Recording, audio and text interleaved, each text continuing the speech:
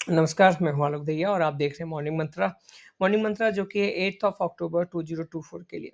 तो आज बहुत कुछ है डिस्कशन करने के लिए और ख़ासकर अगर हम बात करें निफ्टी ने जिस तरीके का मोमेंटम दिखाया है पिछले 1 डेढ़ हफ़्ते के अंदर, उसमें ये जानना बहुत ज़रूरी बन जाता है कि अगला रुख क्या हो सकता है बाज़ार का या क्या रह सकता है बाज़ार का।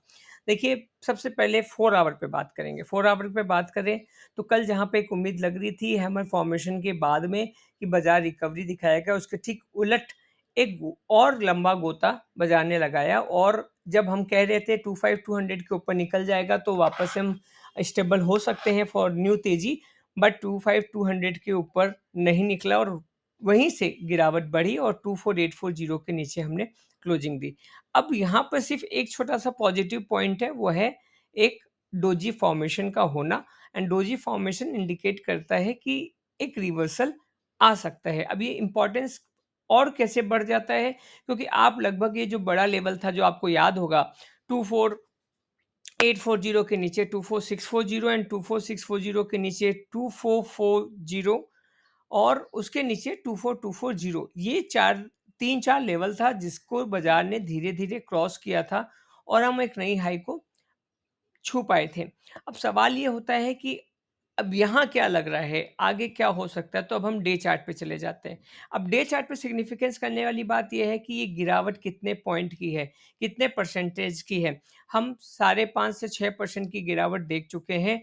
ये गिरावट साढ़े 5-6% की गिरावट तब है जब हमने अभी थोड़े दिन पहले ही अगस्त महीने से अगर हम बात करें, हमने 10% का एक ताबड़तोड़ तेज़ी बाज़ार में देखी भी थी। तो वो एक 10% की तेज़ी के अगेंस्ट में हम 5 साढ़े 5% के आसपास 5 टू 5 एंड 5 टू 6% के आसपास के हमने पुल बैक कहीं न कहीं देखा है बाज़ार में। अब सवाल ये होता है कि क्या ये 24640 के आसपास सपोर्ट लिया तो वेल एंड गुड है। अगर ये गिरावट यहाँ से बढ़ी तो हम 24240 तक भी जा सकते हैं, क्योंकि 24640 एक मेजर सपोर्ट की तरह काम करता हुआ फिलहाल नज़र में आ रहा है। अब इस चीज़ को अगर हम वीकली पर बात करें तो देखिए चीज़ क्या देखने को मिलेगी। एक बार फिर से डे पे जाते हैं, क्योंकि डे वो ज़्यादा दिन दूर नहीं था। जून का रिजल्ट जब आया था इलेक्शन का, जब हम 21,000 के आंकड़े पर पहुँच गए थे एक बार के लिए और वहाँ से हमने करीब-करीब अगर हम बात करें तो उस 21,000 से, उस जून महीने से हमने कहीं न कहीं 21,000 से 26,000 की रैली जो देखी, दैट वाज़ अराउंड 23-24%। तो 24% के मुकाबले अगर हम बात कर लें, तो 5 साढ़े 5% 5 टू 6% का जो करेक्शन है, वो थोड़ा लाज़मी बनता है। अब सवाल यहाँ पे ये है कि क्या इस जगह पे निफ्टी थमेगी या ये गिरावट और बढ़ती हुई नज़र आएगी? तो एक बार वीकली चार्ट पे भी देख लेते हैं, तो वीकली चार्ट पे देखिए अभी तक फिलहाल एक बड़ा सपोर्ट जो आएगा वीकली पे, वो 24,000 के आसपास आएगा। मतलब अभी भी एक गिरावट और तेज़ होती हुई नज़र आएगी अगर 24640 पर हम सपोर्ट नहीं ले पाएँगे तो।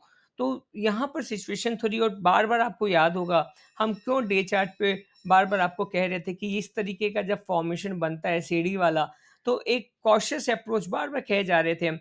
और यही क कॉशियस अप्रोच का सिग्निफिकेंस था कि देखिए जब गिरावट आई, वो गिरावट अपने आप में लंबी-चौड़ी थी। मतलब जितने दिन में आप वहाँ पहुँचे थे, उससे कई 1/3 डेज़ में ही आप अमूमन वापस से वहाँ पर स्नेक एंड लैडर्स की तरह आप पहुँच चुके हैं। तो फिलहाल निफ्टी में अभी यही बनता है, 24640 पर नज़र रहेगी। 24640 अगर टूटता है तो गिरावट अभी और तेज़ हो सकती है। बैंक निफ्टी की बात कर लेते हैं। बैंक निफ्टी, जैसा अमूमन कल भी कहा था हमने, 50,200 के आसपास एक सपोर्ट लेता हुआ दिख रहा था, उसने ऐसा किया है।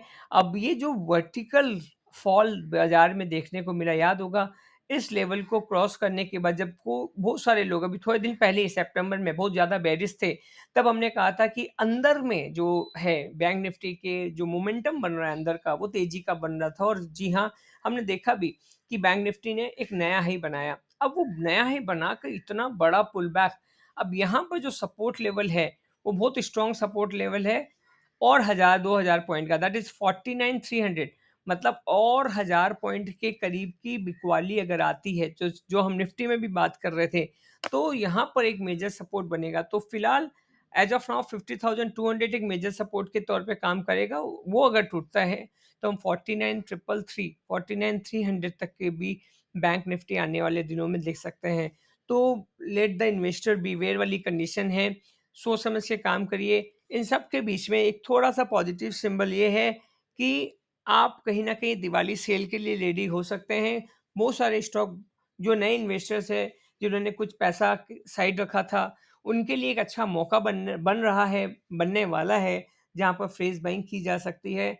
ओवरऑल अगर इंडियन इकोनॉमी की बात करें, तो खतरा नहीं है।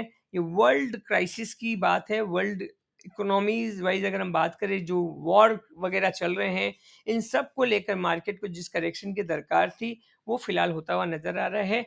लॉन्ग टर्म के लिए बाज़ार कहीं नहीं जाने वाला।